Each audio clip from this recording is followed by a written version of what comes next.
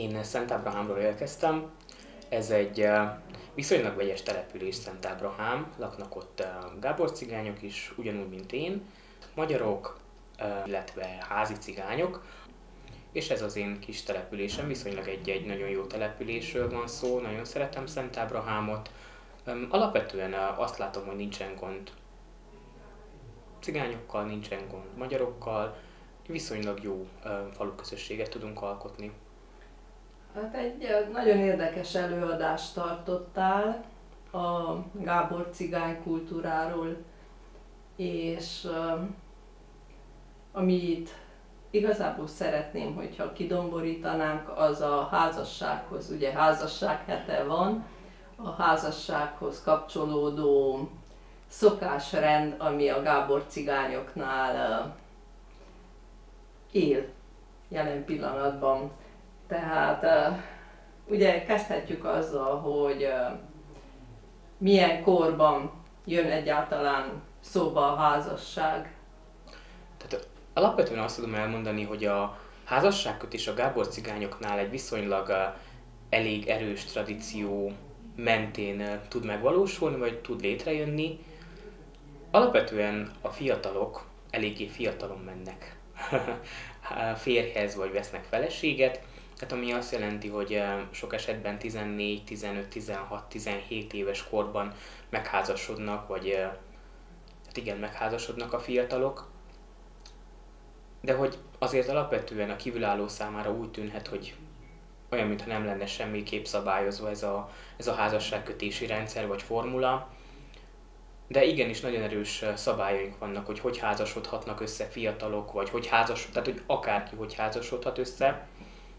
Hát nyilvánvalóan abban az esetben, amikor nagyon fiatal gyerekekről van szó még igazából, tehát hogy említettem 14, 15, 16 éves fiatalokról van szó, nagyon sok esetben nagyon erős a szülői behatás. Alapvetően fontos az nálunk, hogy mindenképp hasonló, íratlan rangban megfelelő családok házasítsák ki a gyerekeiket, és nagyon fontos az, hogy viszonylag hasonló anyagi háttérrel rendelkezzenek. Tehát alapvetően azt próbálom elmondani ezzel, hogy nagyon ritka esetekben történik meg az, hogy egy mesebeli történet létrejön, mint a Hamupipőke és a királyfi története. Tehát, hogy egy nagyon gazdag valószínű, hogy nem fog egy nagyon szegényt elvenni, és egy nagyon szegény nem fog egy nagyon gazdaghoz feleségül menni, vagy feleséget venni. De hát itt is tulajdonképpen, mint keleten, akkor azt jelenti, hogy a szülők nézik ki a jövendőbelit, úgy a fiút, mint a lány. Tehát, hogy a szülők kötnek egyezséget, ami a házasságot illeti. Tehát ott a szülők mindenképp tanácssal látják el a fiatalokat azzal kapcsolatosan, hogy megfelelő-e az a család beházasodásra, vagy megházasodásra, de hogy alapvetően azért nem ennyire egyszerű a dolog, hogy most akkor azt mondja az édesapa, hogy akkor te igenis ehhez a fiúhoz mész feleségül, vagy te igenis ezt a lányt veszed el feleségül. Nyilván nagyon erős a szülőknek a behatása, mivel fiatalokról van szó, kiskorúakról van szó, de hogy alapvetően én mindenképp azt látom, hogy nagyon fontos a tetszés. Sok esetben azt látom, hogy azok a házasságok nagyon is hosszú távúak. Tehát, hogy alapvetően nincs válás, hanem kialakul egyfajta szeretet és ragaszkodás a szerelem. Hát nem nevezzük szerelmes párnak akkor ebben az esetben, hanem a párban. A párban kialakul egyfajta ragaszkodás és szeretet. A házasságnak a szentsége mennyire erős? Ha vállás van véletlenül, akkor hogy bélyegzi meg ezt a közösség? Az van, hogy nagyon ritkán történnek vállások a Gábor cigány házasságkötésekből, vagy után. És hogy alapvetően igen, nagyon durván megbélyegzik azokat a személyeket, akik elválnak, és sok esetben sajnos inkább a hölgyeket bélyegzik meg azzal, hogy ő egy elvált hölgy, és hogy sokkal nehezebb utána társat találnia. Bár a példák azt mutatják, hogy viszonylag, ha korán megtörténik ez a szétválás, akkor nagyon nagy eséllyel találnak a Gábor cigány lányok, újra lányok társat, de hogy nagyon ritkán történnek meg a vállások. az úgynevezett vállások, hiszen ugye nincsen sem egyházi szertartás, sem pedig polgári esküvő. És szerintem tévhit él olyan szempontból a társadalom egy részében, hogy úgy képzelik el, hogy a cigányoknál sokkal könnyebb erkölcsűek a nők, holott épp az ellenkezője igaz, én úgy tudom. A szülők képesek kivenni ilyen nagyon korán az iskolából a gyerekeket. Tehát, hogy az van, hogy az én szemszögükből a lányokat ilyen esetek miatt is veszik ki az iskolákból, hogy véletlenül se eshessen csorba a becsületükön, vagy a tisztességükön, úgyhogy nyilván szerelembe esik véletlenül egy másik nemzetiségű fiatal fiúba, és akkor nyilván megtörténhetnek olyan dolgok, amik csorbát ejthetnek a tisztességén egy Gábor cigány lánynak, és hogy igen, képesek emiatt kivenni iskolából, de hogy alapvetően ez nem csak erről szól, hogy nehogy csorba essen a becsületén, hanem arról, hogy ez egy kultúraféltésről van szó konkrétan, hogy konkrétan féltik a kultúrát, hogy csúnya szóval élve meghígulhat, hogyha egy másik nemzetiségűvel köt házasságot a lány vagy a fiú. Abszolút érvényes az, hogy csoporton belül házasodunk. Tehát, hogy Gábor cigányt vegyen el. Van egy ilyen nagyon szép kis vicces mondás. Egy cigány hölgy mondta az egyik unitárius lelkésznőnek, hogy tudja, mit tiszteletes azt, hogy mind emberek vagyunk, de a pipe pipével és a réce récével. Tehát, hogy ez egy nagyon vicces, de amúgy nagyon igaz megfogalmazás, hogy nagyjából így működik a Gábor cigány társadalom is, hogy Gábor cigánnyal házasodjon, ne magyar nemzetiségűvel, román nemzetiségűvel, vagy más cigány csoportból való személlyel. Tehát, hogy inkább maradjon a saját csoportjai között. De hogy alapvetően igen, a kultúra, a tradíció sok esetben nem veszi figyelembe valóban a szerelmet, vagy a más érzésvilágokat, és hogyha megtörténik, hát egyszerűen vagy kitagadják azt a személyt, aki más, tehát hogy vegyes házasságban él, vagy abban szeretne élni, vagy valamilyen formában megpróbálják mindenképp megakadályozni. És hogy igen, nagyon sok ember szemében negatív érzelmeket hozhat ki ez a heves cselekedet, hogy megpróbálják megakadályozni, vagy kitagadják, de hogy sokkal erősebb az a kultúra szeretet és kultúra tisztelet, vagy tradíció betartás, törvény, ami megpróbálja megtartani a nemzetet, vagy az identitást, a nemzeti identitást. És hogy nagyon sokszor látjuk azt, hogy például nem Gábor cigány személyek, vagy más csoportokból jövő cigányok, romák, azok kifejezetten nincsenek tisztában az identitásukkal, a nemzeti identitásukkal, és nyilván nem is lehetnek büszkék arra, hogy cigányok, hogyha nem tudják, hogy milyen a kultúrájuk. És mennyire maradtak meg a hagyományos női és férfi szerepek ebbe a társadalomba, vagy társadalmi rétegben? Hát nálunk még nagyon erősen élnek ezek a női-férfi szerepek, vagy gender szerepek. De igen, tehát alapvetően megvannak a női feladatok, alapvetően megvannak a férfi feladatok, hogy a férfinak az a feladata, hogy mindenképp tisztességesen tudja ellátni a családfő feladatát, tehát hogy tisztességesen tartsa a gyerekeit, a feleségét. Ugyanakkor a Gábor cigány nők, legalábbis én saját édesanyámból kiindulva, az a hivatása, mert hogy szerintem egy Gábor cigány nőnek ez egy hivatásszerű dolog, hogy ellássa a családot megfelelően, megteremtse az igazi család hangulatát, az, amit csinál édesanyám, hogy meg tudja teremteni a családi fészek hangulatát. Tehát anya és feleség Abszolút. legyen magyarán. Abszolút igen, és hogy az a probléma, hogy sok esetben azt érzem, hogy nagyon is le van nézve is ez a szerepkör, miközben ez valóban nem helyes dolog. Édesanyám ugyanúgy árult néha ő is ruhákat, ami igenis hozzátartozik a családi kasszába, amikor egy Gábor cigánynő elmegy palántot, ruhát, vagy bármi más munkát végezni, vagy szezonmunkáról is legyen szó, akkor is nagyon durván hozzájárul a családi kasszához.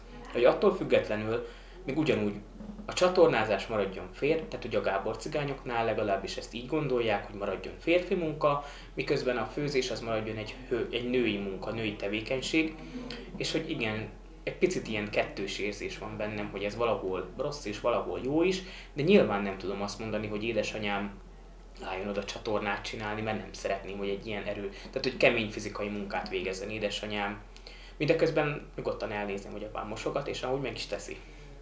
Hogy zajlik egy esküvő, mikor egy ilyen fiatal pár egybe kell, tehát tulajdonképpen még gyerekek. Igen.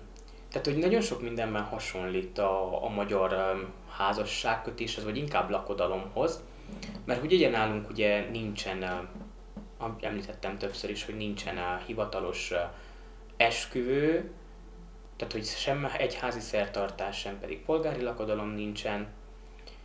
Nálunk az számít esküvőnek, amikor a közösség elfogadja, hogy ez a két ember együtt szeretné leélni az életét, vagy összekötik az életüket.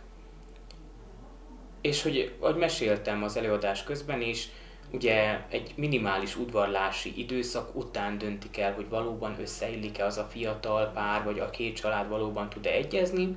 Akkor az eljegyzés kiscsaládi körben történik, és utána megbeszélik azt, hogy mikor lesz a lakodalomnak az időpontja. A további rész az nagyon hasonló, ugyanúgy van a kikérése a lánynak, és majd átmennek a fiúsházhoz, és szerintem ami az egyik legnagyobb eltérő dolog a magyar házasságkötésekhez vagy lakodalmakhoz képest, ez a pontosan éjféli kontyoló, tehát hogy 12-t, amikor elüti az óra, akkor azt a fiatal lányt, aki házasodik, azt egy jól látható helyre felviszik, vagy körülállják ezt a fiatal lányt, és oda megy az anyós és az anya, kibontják a piros pántlikás cofjait, és elkezdik fésülni a haját, és egyik oldalon az anyós, a másik oldalon az édesanya, és ilyenkor közösen befonják a lánynak a haját, ugyanúgy két szobba, majd jön egy különleges vonási technika, amivel a lánynak a haját felkontyolják, ugye. Tehát, hogy ez egy átmeneti rítus, amikor hát kislányból felnőtt nővé, vagy legalábbis afelé irányuló úton fogják elvezetni a két idős hölgy. De hogy ennek a kontyolónak valójában a legfontosabb része, hogy ez egy átadási ceremónia, amikor az édesanya odaadja a lányát az anyósnak, hogy tessék, itt a lányom, vigyázz rá anyatárs, mármint hogy anyós, a lányomra úgy, mintha a te édeslányod lenne. És hogy valóban, mivel fiatalokról van szó, nagyon fiatalokról, a lány esetében mindenképp, ilyenkor nyilván az anyós egyfajta anyai szerepet tud betölteni, vagy muszáj betöltsön anyai szerepet a kislány életében, vagy a fiatal hölgy életében inkább. És hogy ilyenkor valóban olyan, mintha az anyja lenne, és hogy ő rengeteg mindenre nyilván megtanítja az anyósa, a menyét, a fogadott lányát, ha már ilyen átadási ceremóniáról beszélünk. De nyilvánvalóan ezek régebben sokkal erősebb dolgok voltak, vagy sokkal erősebb hatással bírtak. Nem volt annyi lehetősége a lánynak hazamenni, mint manapság. Tehát, hogy nálunk volt egy olyan dolog, hogyha a lányt hazavitték véletlenül 7 napon belül, akkor azt jelentette, hogy az a lány nem volt tisztességes. És hogy ilyenkor hazavitték a lányt, és ott is maradt otthon. De most ez igazából abban az esetben is megtörténik, hogyha a lány tisztessége teljesen rendben volt, és csak egyszerűen hazaviszik, mert hiányzik a szülő. És hogy azért nyilván változnak nálunk is ezek az erős, tradicionális szokások, amik pozitív irányban változnak szerintem. A gyermekvállalás az sokkal tudatosabb lett, és igen, azt hiszem, hogy élhetek ezzel a szóval, hogy tudatosabb, átgondolják, hogy hány gyerek fér bele a mai keresetekhez, a mai társadalmi viszonyokhoz, milyen igényeik vannak manapság a gyerekeknek, mármint hogy iskoláztatás szempontjából, és igen, átgondolják a Gábor cigányok is, hogy hány gyereket vállalnak be. Nem mondom, sok esetben még mindig azok a családok, akik tehetősebbek és megengedhetnek több gyereket is, azok nyilván meg fogják tenni. De ugyanúgy, ahogy például én, mi csak ketten vagyunk testvérek. Mennyire összetartóak a családok, vagy a rokonság, vagy a nagycsalád, vagy mi számít egy családnak nálatok? Alapvetően, amikor a család fogalmát használom, vagy előadás közben, vagy amúgy a hétköznapokban, én nem konkrétan a megszokott nukleáris családot fogalmát értem, hanem a generációk együttélését értem. Tehát amikor esetenként dédnagyszülő, nagyszülő és unoka, nem tudom hány generációs unoka egy háztartásban élnek, illetve a tágcsalád fogalmába, vagy a közeli tágcsalád fogalmába helyezném azokat az unokatestvérek, akik tehát, hogy egy utcában, egy szomszédságban élnek. Tehát, hogy alapvetően ezt mindenképp én családként tudom kezelni, és egy családként tudom kezelni. Nyilván mindenkinek megvan a saját kis maga háztartása, de hogy attól függetlenül mindig hangsúlyozom, hogy nálunk rendkívül fontos a család fogalma. És hogy mindig el szoktam mondani a példát, amit az előadás közben is mondtam, hogy ha édesapámnak van munkája, akkor az unokatestvéreinek is van munkája, ha az unokatestvéreinek van munkája, akkor édesapámnak is van munkája. Ez konkrétan mit akar, hogy kölcsönösen kisegítik ma egymást, hogyha nincsen meg elegendő munka, és hogy valahogy felelősséget vállalnak azért, hogy ez a tág családi fogalom meg tudjon maradni. Elmennek-e például gyárba dolgozni? Vagy egyáltalán milyen a környező társadalom viszonyulása a gábor cigányokhoz? Én azt tapasztaltam, hogy amikor édesapám az egyik nagyobb építkező céghez jelentkezett, felvették, tehát hogy gond nélkül, de nyilván azért, mert hogy már régóta ismerték azok a személyek, akikkel együtt dolgozott azelőtt is, tehát hogy azelőtt is mielőtt felvették volna, de valahogy azt hiszem, hogy nem feküdt édesapámnak azt, hogy alkalmazott legyen, tehát hogy ő szeretett önfoglalkoztató lenni.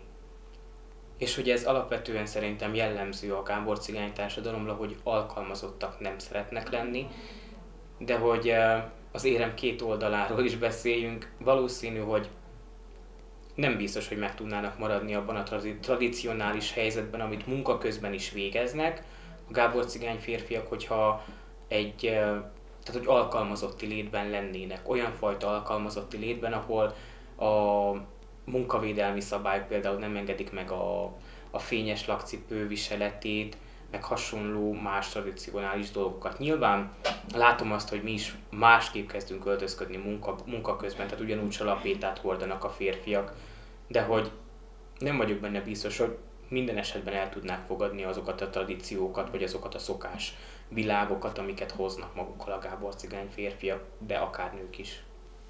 Hogy látod, hogy a külföldi munkavállalás, meg ez a digitalizáció mennyiben fogja megváltoztatni ezt a rendet, ezt a kötött rendet, ami ebben a mikrotársadalomban van?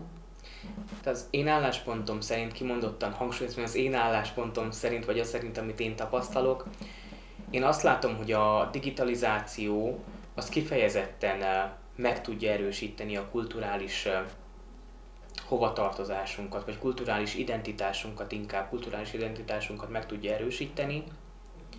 És abból a szempontból, hogy azt látom, hogy a cigány fiatalok, a gábor cigány fiatalok a TikTokot, vagy Instagramot, Facebookot ugyanúgy használják, mint a más nemzetiségű fiatalok. Azzal a különbséggel, hogy megmutatják a hagyományos viseletüket, és hogy azt úgy kezelik, mint például a Nike Air Force-ot a mai, nem tudom, magyar fiatalok.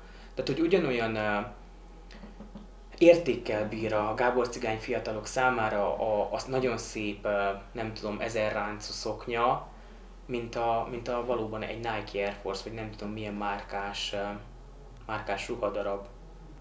És hogy azt hiszem, hogy mindenképp a digitalizáció ezekben a helyzetekben minimálisan, de rásegít arra, hogy megmaradjon és teret adjon a kultúrának.